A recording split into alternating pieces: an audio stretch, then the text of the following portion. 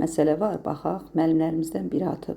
Məsələ hansı kitabdandır bilmirəm, amma MİQ sualı olubdu. 2024-də düşmüşdü MİQ-ə. Zülalın sintez prosesində transkripsiya zamanı ayrılan suyun miqdarı translasiya zamanı ayrılan suyun miqdarından 1152 qram çoxdur.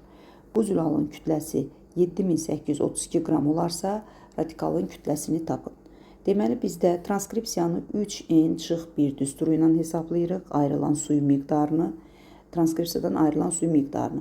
n-1 isə translasiyadan ayrılan suyun miqdarının hesablanma düsturudur.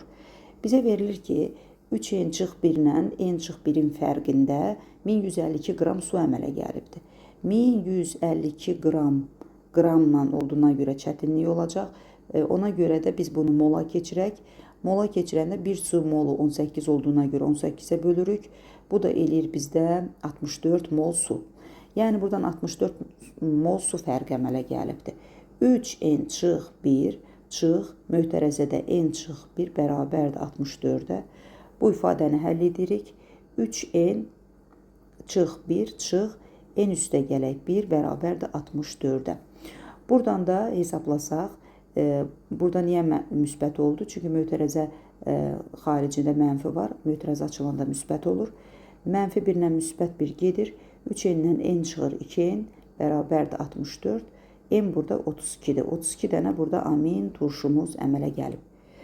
32 amin turşunun ikisi çıxırıq. 30-u ortada olur. 30 dənəsi ortadadır.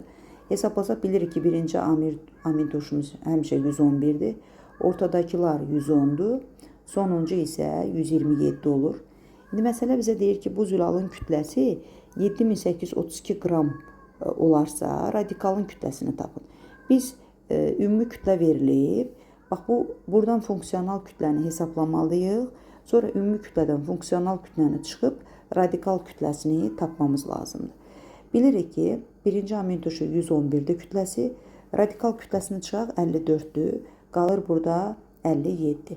Deməli, birinci amin turşumuz 57-dir. Bunun bir dənə rəngini dəyişib. Deməli, birinci amin turşumuzdan 111-dən çıxaq 54-dür, eləyir 57. Ortadakılar 110-dur, 110-dan 54-dür çıxanda elədi 56. Sonuncu 127-dir, 54 çıxanda elədi 73. İndi birinci onsuz da 57-dir, sonuncu da 73-dür. Üstə gələk, ortada 30 dənə idi, 30-u vururuq 56-ya. Bu ifadəni bir dənə hesablayaq. Eləyir 1810. Deməli, funksional hissənin kütləsidir. Bax, 1810 bu zülalın funksional hissəsinin kütləsidir. Ümumi kütlə verilir bizə 7830.